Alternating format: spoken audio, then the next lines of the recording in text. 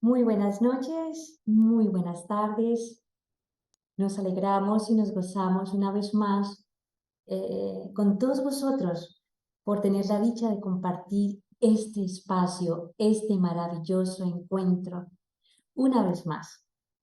Así que les invitamos para que podamos unirnos esta noche en oración. Vamos a pedir la bendición de nuestro Padre Celestial, la dirección del Espíritu Santo en este nuevo encuentro. Soberano Dios y Padre nuestro, nos gozamos, Señor, nos regocijamos en tu presencia. Gracias, Señor, porque en ella hay tu presencia y plenitud de gozo, delicias para siempre, Señor, y por siempre. Gracias, Señor, por la bendición de poder estar en este encuentro con nuestros hermanos, el pastor Diego Calvo, Señor, con las personas que se unen con nosotros a través de esta transmisión. Rogamos una bendición especial sobre esta noche, sobre esta tarde para nuestros hermanos y amigos. Que tu Espíritu, Señor, hable a nuestros corazones esta noche. Y tu palabra, Señor, sea ese bálsamo que pueda sanar nuestros corazones, que sea ese alimento que pueda satisfacer ese hambre y sed de nuestra alma, Señor, y que sea las arras, Señor, de tu Espíritu, dándonos la firme esperanza y la firme convicción de permanecer firmes, velando y orando, Señor, porque tenemos un adversario, el diablo, Señor, como lo dice tu palabra, los principados y las potestades que están a las acechanzas constantemente, Señor, buscando desanimarnos y provocando, Señor, que nos apartemos de la fe.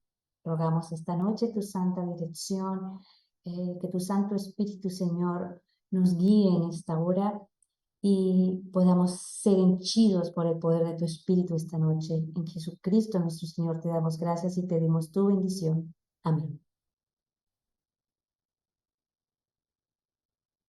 Bien, mis queridos hermanos y amigos, les invitamos en esta hora para que quedemos en sintonía con la exposición de la palabra de nuestro Señor esta noche y podamos, recordemos, sumarnos a esta maravillosa comisión, como así se entiende en las Sagradas Escrituras, que podamos compartir la palabra de nuestro Señor con nuestros amigos, con nuestros familiares, con nuestros seres queridos. El Señor les bendice y les guarda esta noche. Les dejo en esta hora con el pastor Diego Calvo, que trazará la palabra de nuestro Señor esta noche. El Señor les bendice.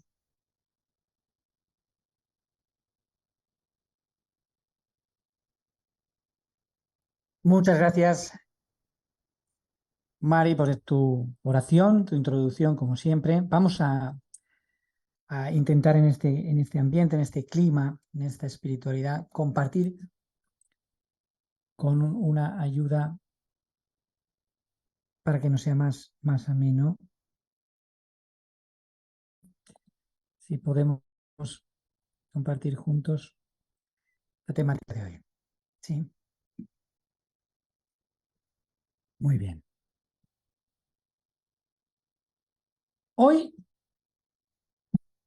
debemos reflexionar seriamente en un elemento crucial en la escritura, en la vida de Jesús y en la psicología humana, en la forma de ser como seres humanos, como criaturas de Dios. Puesto que la oración y la esperanza es tan importante, pero ¿sabemos orar? ¿Sabemos qué significa esto? Lucas capítulo 5, versos 15 al 16, pero su fama se extendía más y más. Y se reunía mucha gente para oírlo, y para que los sanara de sus enfermedades. Pero él se apartaba a lugares desiertos para orar.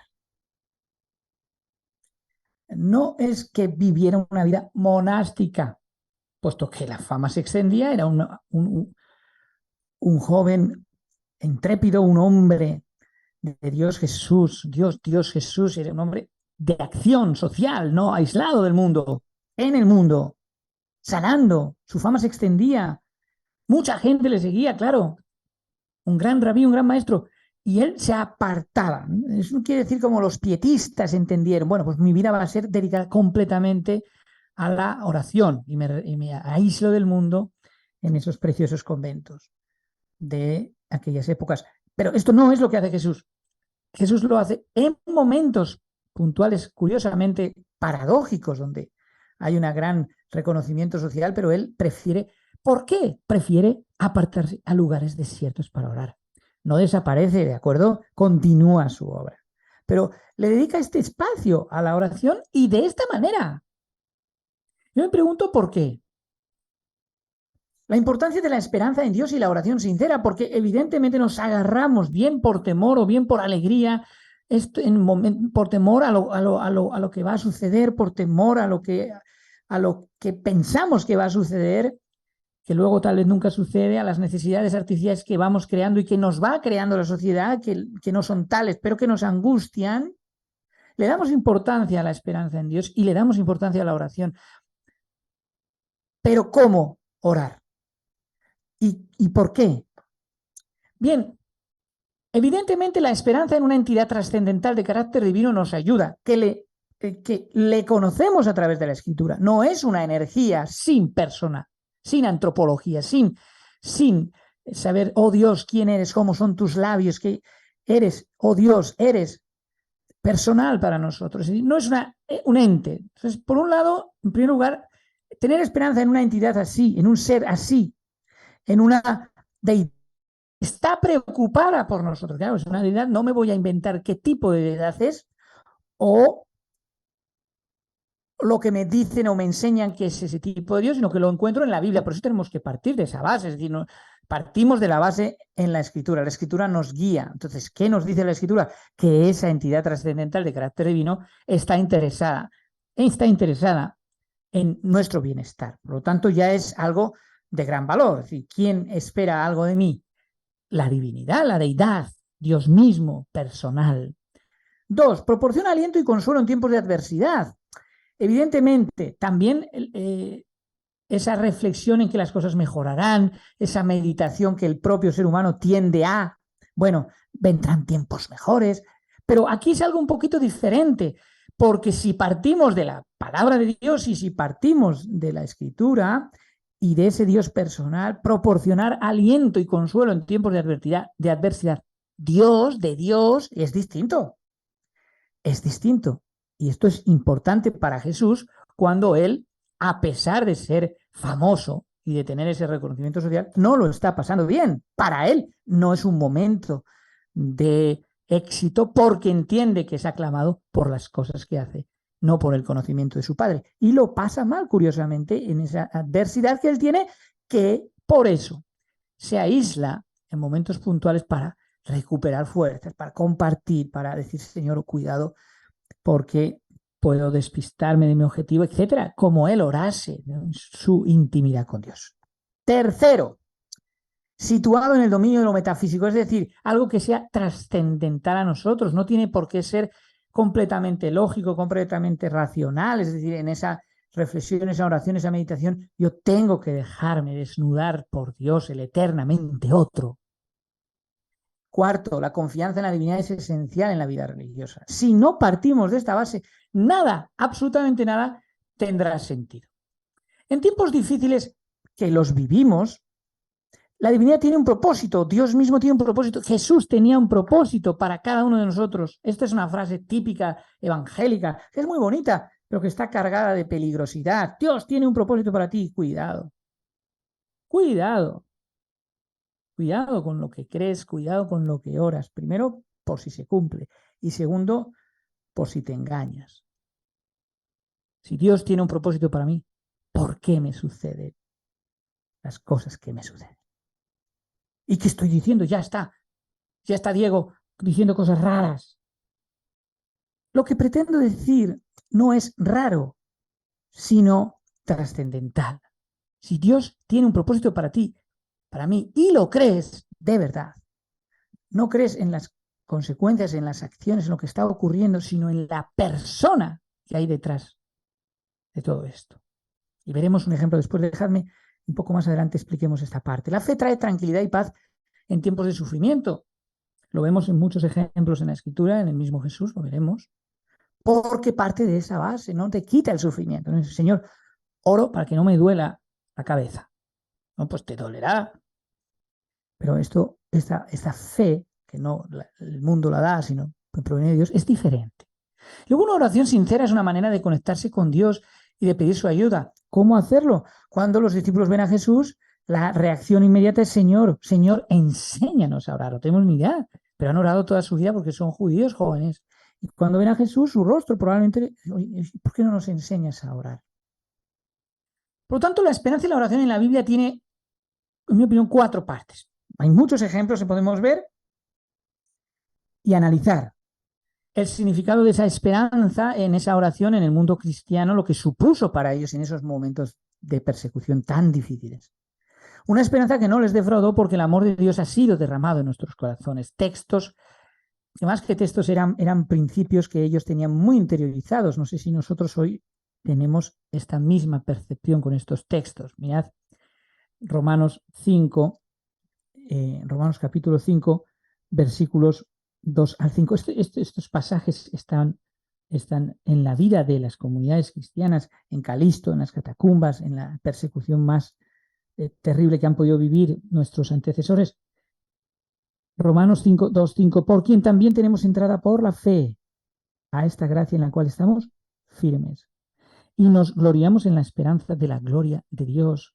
Y no solo esto, dice Pablo, sino que también nos gloriamos en las tribulaciones, sabiendo que la tribulación, sufrimiento, la angustia, la adversidad, produce ¿qué? Paciencia.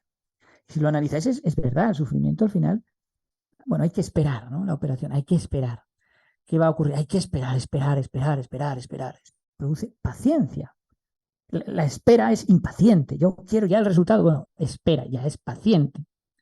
Y la paciencia prueba, y la prueba esperanza, y la esperanza no avergüenza. Es decir, no te avergüences de lo que te está pasando, por muy extraño que sea. No te avergüences porque el amor de Dios ha sido derramado en nuestros corazones por el Espíritu Santo que nos fue dado. O sea que, por lo tanto, aplicar la esperanza y la oración en nuestra vida desde la gratitud, esa forma poderosa de fortalecernos día a día, no del resultado final, que por otro lado no lo sabemos del todo. La palabra hebrea realmente para confianza va mucho más allá en el Antiguo Testamento que simplemente la idea de creer. ¿Vale? No es creer, sino confiar. La oración diaria como medio para expresar ¿qué? Pensamientos y sentimientos a Dios. Y es una oración privada. Aparte de las oraciones familiares, comunitarias, en pareja, en familia, debe haber, porque así lo veis lo vemos en el pasaje de Jesús. Aparte de orar con sus discípulos, orar con la gente, orar en la sinagoga, orar con los príncipes, él se retira a orar a solas. En momentos puntuales lo necesita. ¿Y ahí qué haces? En esas oraciones expresas pensamientos, sentimientos íntimos a Dios. Ejemplos: Abraham. ¿Cuántas oraciones sin respuesta? Como las estrellas del mar cuando estabas contento que yo cumpliría tu promesa, mi promesa en ti, pues mira el cielo como las estrellas del mar. Y cuando estabas decaído y mirabas al desierto, pues como los granitos de arena, será tu descendencia. ¿Cómo, Señor? Mi mujer es estéril. Hombre de fe. David, en esas oraciones de arrepentimiento y la búsqueda del perdón de Dios, cuando Natanael, ese hombre, eres tú, que soy yo, y percibe su pecado, y Dios mío, he mandado matar a un hombre inocente, adulterado, con Betsabé, codiciado. Realmente su pecado es la codicia antes que el adulterio, porque es rey. Y podría hacerlo, los reyes han abusado toda su existencia, pero para David le tocó su corazón, un hombre de oración. Nosotros probablemente no lo tendríamos en nuestras iglesias por pecador. El gran David, del linaje viene Jesús, porque es un hombre de oración. La sincera oración de Ana por un niño, ese deseo tan hermoso maternal, durante toda su vida, una oración poderosa y larga en su cumplimiento.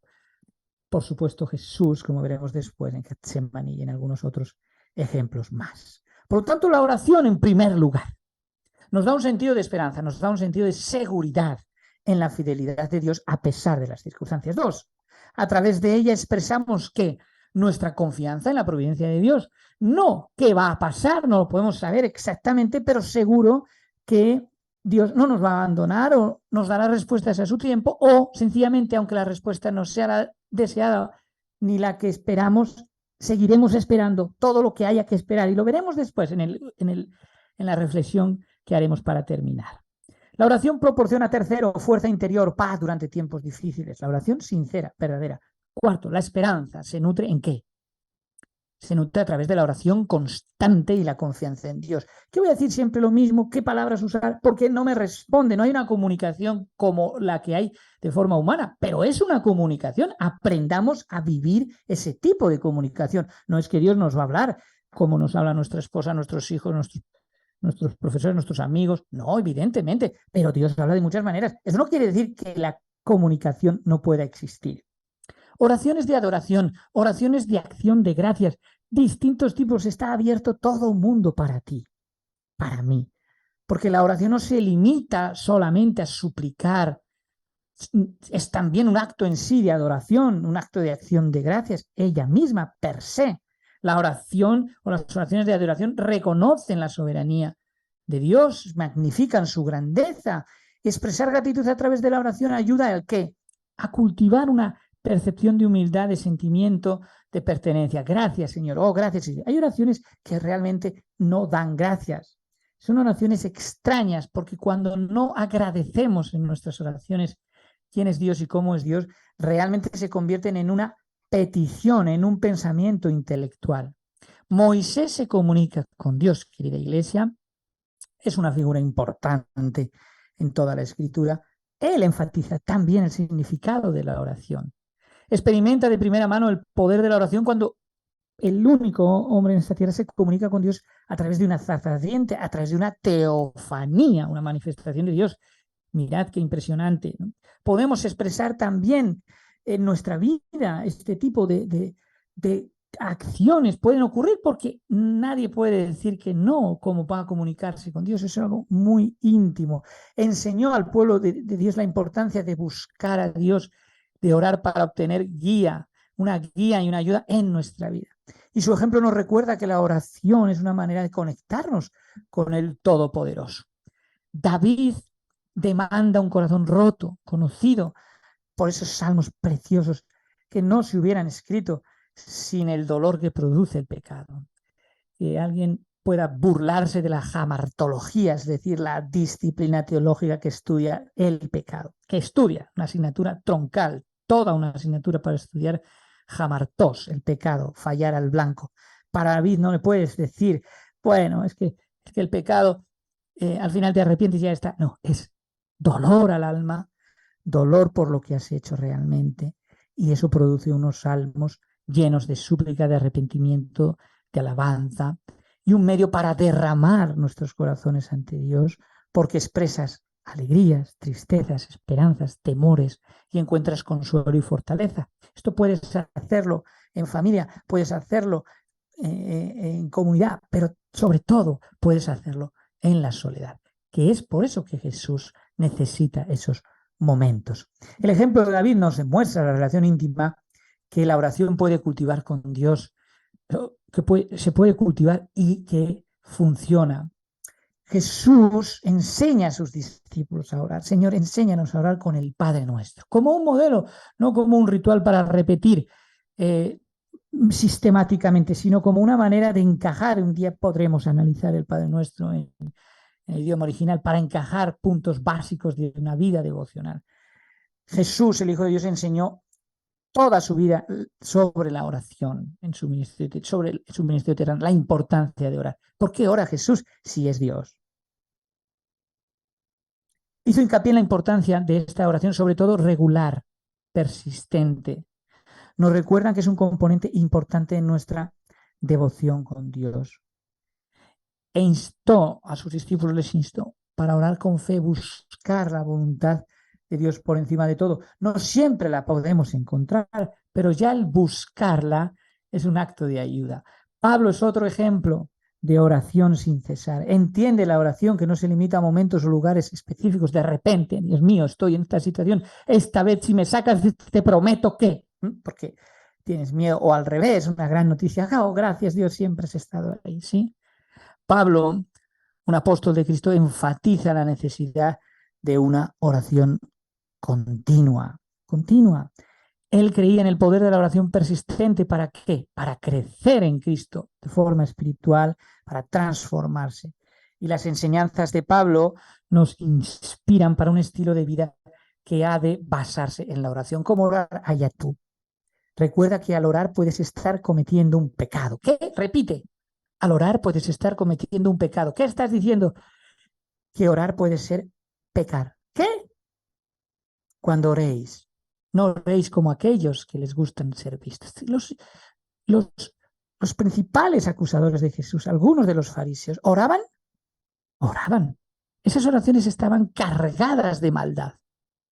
¿Cómo oraba Caifás? ¿Cómo oraba Anás todos los días? ¿Veis? No es una garantía de un éxito en el discernimiento, y oraban, porque esas oraciones están corrompidas, pervertidas, tergiversadas, son pecado. Así que cuando oremos, cuidado, no cometamos pecado. Conclusión. 1. A través de la oración encontramos esperanza, incluso en medio de pruebas terribles. 2. La Biblia nos anima a orar sin cesar y a aferrarnos a la esperanza. Y 3. La oración es una herramienta poderosa que nos conecta con Dios y fortalece nuestra fe. ¿Qué más quisiera Dios que no tuviéramos que orar? Fijaos qué barbaridad. ¿Qué estoy diciendo? ¿Qué más quisiera Dios que no fuera necesaria la escritura? Pero ocurrió lo que ocurrió, y las herramientas más hermosas con las que podemos contar son la escritura hermosa y la oración maravillosa. Que se entienda bien. No estoy diciendo que la oración no sea hermosísima. Lo que estoy diciendo es que al principio, no era necesaria, porque la comunión y la comunicación con Dios, dice el texto, era cara a cara. Esto lo vemos en nosotros como seres humanos, en algún ejemplo real, verdadero, que haya ocurrido, que se haya hablado de este testimonio del poder de la oración. Víctor Frank, el hombre en busca del sentido, conocidísimo para la psicología positiva. Víctor Frank vive y pierde a toda su familia en los campos de concentración, cómo se tiran a las alambradas, no tiene sentido la vida, es el momento de mayor dolor que una persona puede experimentar. Pierdes a papá, mamá, todos los has perdido en el campo de concentración. Terrible experiencia, pero él llega a encontrar un sentido a través de la oración y a través de decir, bueno, yo tengo que contar esto, tengo que salir de aquí. Muchos no salen, pensar que se iba a salir de esa situación es ilusorio, es el campo de concentración. La gente se lanzaba a las alambradas para morir. Sin embargo, él encuentra sentido en una situación sin sentido, absolutamente injusta y cruel. El sufrimiento, en cierto modo, dice Víctor Frank, deja de ser sufrimiento cuando encuentra un sentido. El sufrimiento de Jesús tenía sentido. Tu sufrimiento tiene sentido. Encuéntralo. Puede que no cambies tu dolor. No puedes cambiar este dolor. No lo puedes cambiar. Estoy esperando una noticia que me angustia en gran manera. No depende de ti. Has hecho todo lo posible. El dolor no lo puedes cambiar. La angustia no lo puedes cambiar. Pero sí puedes cambiar la forma, la actitud, la manera con que afrontas esa adversidad. Y una manera es, Señor, a solas, quiero hablarte de lo afligido que estoy o lo afligida que estoy. Los momentos más importantes en la vida de Jesús antes de su bautismo es un momento de alegría. En el jardín de Getsemaní, que se produce una hematosis, una sudoración de sangre por la tremenda ansiedad, que es un fenómeno que puede ocurrir, la oración de Jesús en la cruz, asfixiándose, la oración de Jesús por sus discípulos, por nosotros, por ti y por mí. Lucas 3, 21, 22, Jesús ora antes de su bautismo en el Jordán y lo fortalece para el ministerio. La relación con Dios, la oración es clave en su camino y enseña la importancia de conectar con Dios. Mirad, Lucas 3, 20, 21, 22. Aconteció que cuando todo el pueblo se bautizaba, también Jesús fue bautizado. Y orando, mirad qué poderosa oración, orando, el cielo se abrió y descendió el Espíritu Santo sobre él en forma corporal, como paloma. Y vino una voz del cielo que decía: tú eres mi Hijo amado, en ti tengo complacencia. Qué maravilloso resultado. Mirad Getsemaní, cómo deposita su confianza en el plan divino, encuentra un sentido a ese sufrimiento a pesar de encontrarse traicionado, solo. Es un modelo de conducta en tiempos de adversidad, en tiempos de penosa circunstancia, y para Jesús un momento de crecimiento. En la cruz, en su crucifixión, Jesús mantuvo su fe y fortaleza a través de la oración. Jesús mostró amor por la humanidad al orar por sus verdugos. Digo: Padre, perdónalos porque no saben lo que hacen. Fue una muestra de compasión, de misericordia, incluso en momentos oscuros. Proyecta un sentido a su sufrimiento que, ya veis, el acto de mayor amor es el acto de mayor crueldad. Por todos nosotros, sus discípulos, él sabía que tú ibas a sufrir, sabía que vamos a sufrir, que iban a sufrir. La oración de él pidiendo al Padre por nosotros daría fuerzas para superar desafíos, para mantenerse firme en la fe, en el amor que le tenemos a él. Querida iglesia, querida comunidad, queridos amigos, hermanos, cuando ores no seas hipócrita. No lo hagas como un ritual. Pide perdón, pidamos perdón al orar. Señor, perdóname si mi oración está cargada de egoísmo. Señor, no pidas que agradezcas que el terremoto que ha ocurrido en Marruecos y no en mi casa. Gracias a Dios que yo no se ha quemado la mía, pero sí se ha quemado la del vecino. ¿Qué oración es esta? Señor, oro por la paz en el mundo. ¿Cómo que oro por la paz en el mundo? No puedes orar por la paz en el mundo. Es como si nuestro Padre no estuviera preocupado por la paz en el mundo. Es decir, que la oración sea una experiencia absolutamente trascendental. Vamos a terminar. Lo quiero hacer con una reflexión. Señor, enséñanos a orar, que se encuentra en Juan 11. Me ha impactado realmente este momento. Estaba entonces enfermo uno llamado Lázaro, amigo de Jesús, de Betania, la aldea de María y de Marta, su hermana. Enviaron pues las hermanas para decir a Jesús: Señor, he aquí al que amas está enfermo. ¿Qué hace Jesús? Oyéndolo, Jesús dijo: esta enfermedad no es para muerte, sino para la gloria de Dios, para que el Hijo de Dios sea glorificado por ella. Atención. Esta enfermedad no es para muerte. Qué contento se pondría Marta y María. Qué bien Jesús nos ha dicho: esta enfermedad no es para muerte. ¿No va a morir Lázaro? ¿No? ¿Qué entiendes tú? Jesús, mi gran Jesús, que ya lo conocemos, es nuestro amigo, ha dicho que esta enfermedad no es para muerte. Tranquilos, no va a pasar nada. ¿Pero qué ocurre? Amaba a Jesús a Marta, a su hermana y a Lázaro. Cuando yo pues que estaba enfermo, se quedó 2 días más en el lugar en el que estaba. ¿No corre? Desesperaba a ver a su amigo. Y luego, después de esto, dijo: vamos a Judea otra vez. Y los discípulos le dicen: Rabí, ahora procuran los judíos apedrearte. ¿Otra vez quieres ir allá?